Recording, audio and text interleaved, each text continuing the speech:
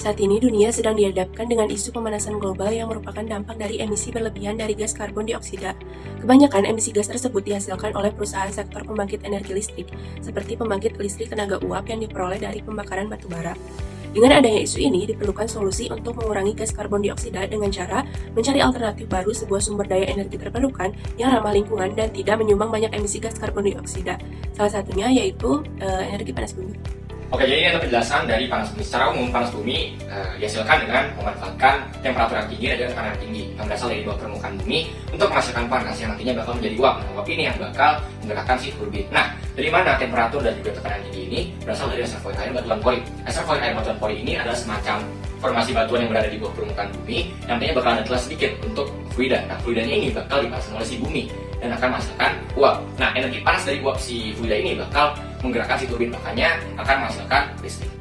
Panas bumi itu berasal dari dalam bumi sendiri. Bumi kita memiliki lapisan luar yang disebut litosfer, terdiri dari lempeng-lempeng yang ada di atas lapisan yang lebih lunak yang disebut asthenosfer. Lempeng-lempeng ini saling berinteraksi, bergerak menjauh, bergeser, atau mendekat satu sama lain.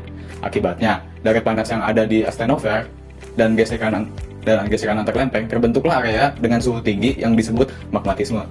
Panas bumi sebenarnya terjadi karena panas dari wilayah magmatisme bergerak ke sekitarnya. Ini terjadi melalui dua cara. Yang pertama, panas bergerak melalui batuan dalam proses yang disebut konduksi. Lalu yang kedua, panas juga berpindah melalui konveksi, yaitu ketika panas dari bawah bertemu dengan air. Ketika panas bertemu dengan air menjadi lebih ringan dan naik ke atas. Inilah yang memicu pergerakan panas bumi.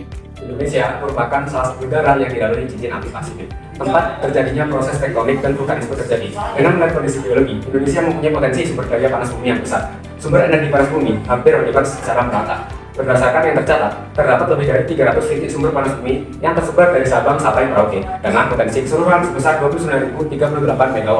Hal ini menyebabkan Indonesia menjadi negara dengan potensi sumber energi panas bumi terbesar kedua di dunia dengan cadangan sebesar 40% dari potensi energi panas bumi dunia. Namun, Indonesia baru memanfaatkan 1.226 MW atau 4,2% dari potensi yang ada.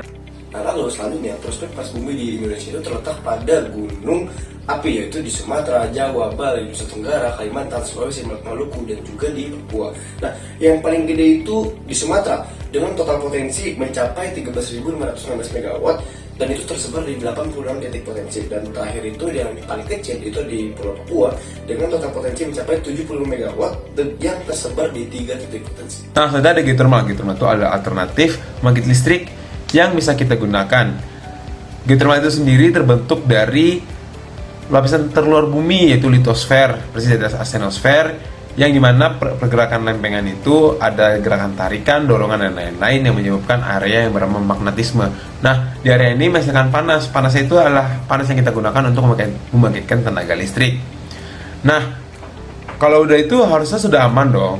Namun, ternyata walaupun banyak sekali, melimpah sekali panas bumi di Indonesia ini, karena ada 300 titik panas, namun pemberiannya baru saja 4% di Indonesia ini. Berikut adalah beberapa solusi yang dapat diterapkan untuk mendukung energi panas bumi di Indonesia. 1. Pengeboran dilakukan dengan metode slim hole drilling yang menggunakan rig yang lebih kecil dan lebih fleksibel. 2. Kondisi PLN sebagai pembeli tunggal energi listrik di Indonesia harus diimbangi dengan campur tangan pemerintahan untuk menerapkan regulasi yang dapat menghasilkan skema tarif yang atraktif bagi investor tetapi tetap menguntungkan untuk PLN. 3. Pendekatan kepada masyarakat untuk meminimalisir penolakan oleh masyarakat sekitar lokasi proyek. 4. Koordinasi antara pemerintahan, pemerintah daerah, dan perusahaan untuk mempermudah pembebasan lahan proyek. 5. Dibutuhkan standar kompetensi untuk tenaga panas bumi.